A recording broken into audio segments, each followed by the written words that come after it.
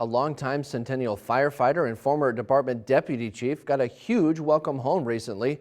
Glen Olson spent 3 months in the hospital in a battle against COVID. As Mike Johnson reports, the public safety community made sure he had a memorable homecoming. There he is, brother. How you doing, Chief? After a long battle with COVID, Centennial's former deputy fire chief Glen Olson was finally released from the hospital.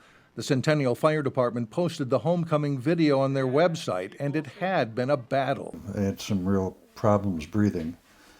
Just couldn't control it, and called 911 and took a red light ambulance ride down to university. We got there, and somebody came out and said, we don't have a bed, you'll have to find another hospital. They did find a bed, and Olson was immediately admitted. He had worked with the Centennial Fire District 30 years before retiring a few years ago. He was still keeping busy training firefighters with the Anoka County Fire Training Academy when COVID put him in the hospital in mid-November. Doctors put him in a medically induced coma for 2 months.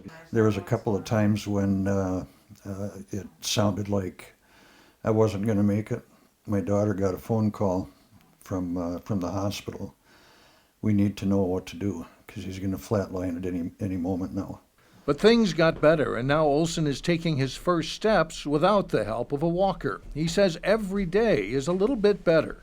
I'm weak, you know. I'm working on trying to get the muscles going again.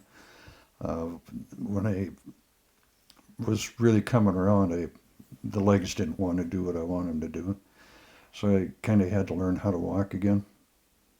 I was able to stand for 5 seconds, which was a great accomplishment, apparently. And the welcome home is one he won't soon forget. Centennial Fire Chief Jerry Strike shot the video and narrated the trip home from the hospital. So a bit of inspiration, a bit of hope, and success in public safety fashion.